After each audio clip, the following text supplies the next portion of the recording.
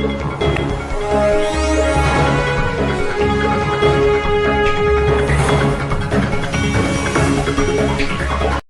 ನೀವು ನೋಡ್ತಾ ಇರೋದು ವಿಟಿವಿನ ಸುದ್ದಿಗಳು. ಕೆಜಿಎಫ್ನ one professional online news channel. ನಿಮ್ಮೆಲ್ಲರಿಗೂ ಸ್ವಾಗತ, ಸುಸ್ವಾಗತ. ಸ್ನೇಹಿತರೆ, ಚಾನಲ್ ಅನ್ನ ಸಬ್ಸ್ಕ್ರೈಬ್ ಮಾಡ್ಕೊಳ್ಳಿ. ಎಲ್ಲಾ ಸುದ್ದಿಗಳನ್ನ ಇನ್ಸ್ಟೆಂಟ್ ಆಗಿ ಅಪ್ಡೇಟ್ ಆಗಿ ಫಾಲೋ ಮಾಡಬೇಕಂದ್ರೆ ಫೇಸ್ಬುಕ್, ವಾಟ್ಸ್ಆಪ್, ಟ್ವಿಟರ್ ಹಾಗೂ ಇನ್ಸ್ಟಾಗ್ರಾಮ್ ನ ಲಿಂಕ್ ಡಿಸ್ಕ್ರಿಪ್ಷನ್ ಅಲ್ಲಿ ನೀಡಿದ್ವಿ. ಕ್ಲಿಕ್ ಮಾಡ್ಕೊಳ್ಳಿ, ಫಾಲೋ ಮಾಡ್ಕೊಳ್ಳಿ, ಅಪ್ಡೇಟ್ ಆಗಿರಿ ಕೆಜಿಎಫ್ನ ಸುದ್ದಿಗಳು. ORXY Clothing, the largest showroom for kids and ladies wear. Geetha Road, KGF.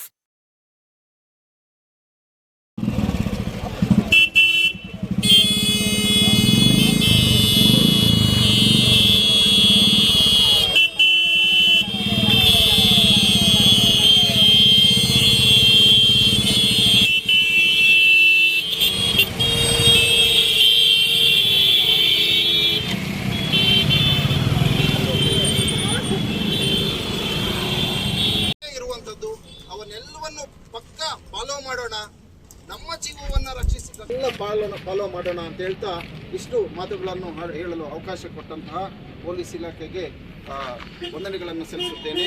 ಜೈ ಹಿಂದ್, ಜೈ ಕರ್ನಾಟಕ.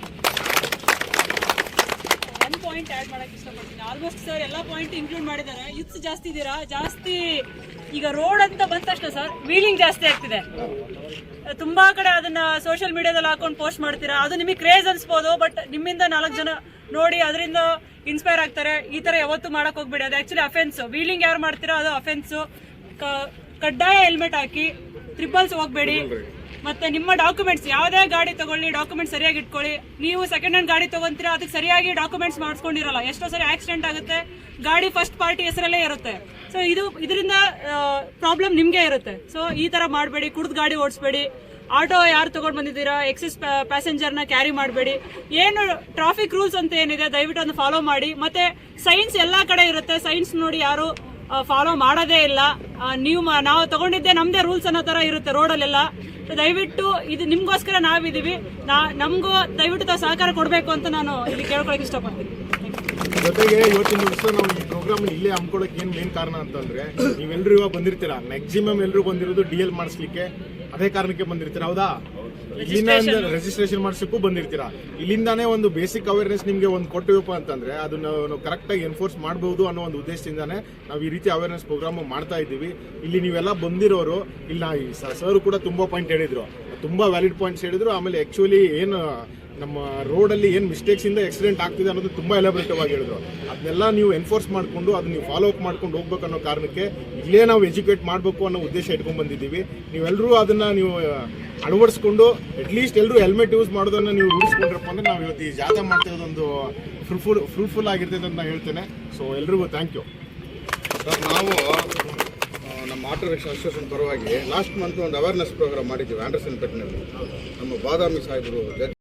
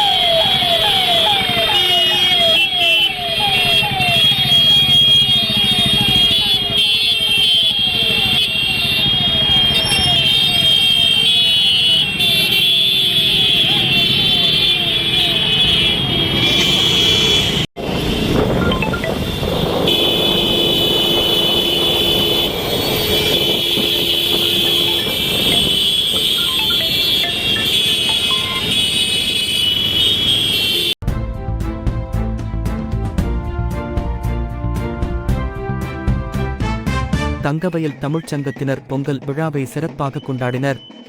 கலாச்சார நிகழ்ச்சி ஏற்பாடு செய்யப்பட்டது.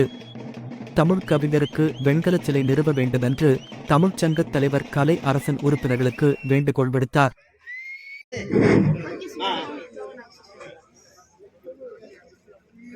நிகழ்ச்சியின் நிறைவாக கவிஞர் ரவிக்குமார் அவர்கள் தமிழின் பெருமையை குறித்து கவிதை படிக்கின்றார். வாழ்க தமிழ், வளர்க தமிழர் ஒற்றுமை. காலத்தில் அதை நினைக்க வேண்டும், நீடிக்க வேண்டும் என்று சொன்னால் அந்த சிலையை வெங்கல சிலையாக மாற்ற வேண்டும். அது நம்ம அனந்தகிருஷ்ணன் போன்ற தமிழ் நிர்வாகிகள் எல்லாம் சேர்ந்து அதை முயற்சி பண்ணணும். என்னால் இப்போ சொல்லதான் முடியுது, செய்ய முடியல. என்னால் இப்போ சொல்லதான் முடியுது. ஆக நான் ஏன் சொல்ல வரேன்னா, தமிழருடைய அடையாளங்கள், தமிழுடைய எண்ணங்கள் அழிந்து விடுமா என்ற ஒரு அச்சம் எனக்கு இருந்தது. ஆனால் இன்றைக்கு நடந்த இந்த நிகழ்ச்சிகள் நாம் தமிழர் கட்சி மட்டுமல்ல, மற்றவர்கள் ஜெய்சீல அவங்க இவங்க கோவலம் எல்லாம் வந்து அதை உற்சாகப்படுத்துகிற போது தமிழை யாரும் அழிக்க முடியாது, தமிழை இங்கிருந்து யாரும் விரட்டவும் முடியாது, அவர்கள் உற்சாகப்படுத்தியிருக்கிறார்கள் என்பதை நான் புரிந்து கொண்டேன். என்னை பொறுத்த வரையிலே நான் இந்த ஆண்டு கடைசியாக இருக்குமோ என்ற சந்தேகம் இருந்தது. ஆனால் அவர்கள் அந்த நிகழ்ச்சியை உற்சாகமாக நடத்திய காரணத்தால் எனக்கு 100 வயதான வாழ்வேன் என்கின்ற எண்ணம் தான் இன்றைக்கு அந்த நிகழ்ச்சியினுடைய விளைவாக எனக்கு ஏற்பட்டிருக்கிறது. ஆகவே தமிழனை ஆதி திராவிடன் என்று சொல்லாமல் ஆதி தமிழன் என்று கர்நாடக சட்டமன்றத்திலே சட்டத்திருத்தம் கொண்டு வர வேண்டும். அதுக்காக ரூபா மேடமோ சட்டசபையில் குரலை எழுப்ப வேண்டும்.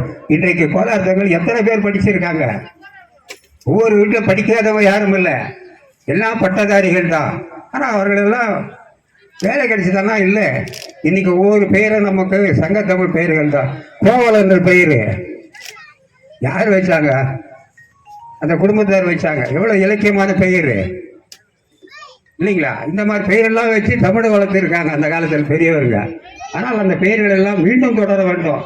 நம்ம வீட்டுகளில் பெயர் வைக்கிற போது சுரேஷ், ரமேஷ் என்று வைக்காம கோவல, இப்போ இந்த மாதிரி தமிழ் பெயர்களை வைக்கணும். திருவள்ளுவன், மரபிலகருடைய மகன் திருவள்ளுவன் ஒருத்தர் இருக்கிறான், திருப்பரங்குன்றத்தில் வீடு வருது. நான் அவர்கிட்ட தொடர்பு வச்சுருந்தேன். அப்புறம் நான் அவரை போய் பார்த்தேன். திருப்பரங்குன்றத்தில் கோவில் பக்கத்தில் வீடு வருது, இலக்கணருடைய மகன். அப்புறம் திருவள்ளுவர்கிட்ட பேசும்போது என்னையா தங்கவயல் மக்களுக்காக வள்ளுவர் அனுப்பிய பொங்கல் வாழ்த்து இது. அன்புள்ள மாந்தனே, ஆசையில் ஒரு கடிதம், வள்ளுவன் மறையும் மடல் வாழிய வாழியவே.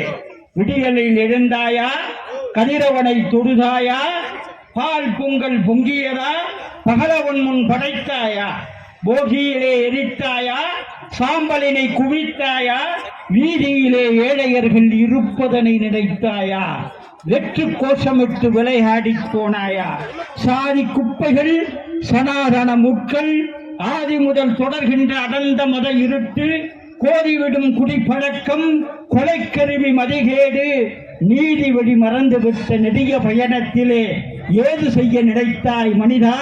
இன்பப் பொங்கல் என்பது இதுதானா?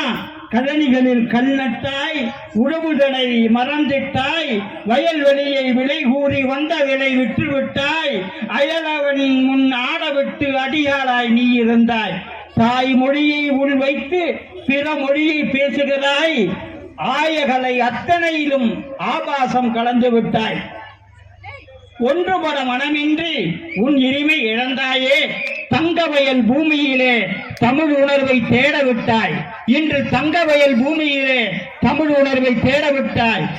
சிறுவார்க்கும் உள்ளளிக்கல் ஆகா அரண் தெளிவுரை, அழிவு வராமல் காக்கும் கருவி அறிவாகும், அது மட்டுமன்று பகை கொண்டு எதிர்ப்பவருக்கும் அழிக்க முடியாத உள்ளரணும் ஆகும். குறள் 3. கல்வி கேடல் விழுச்செல்வம் கல்வி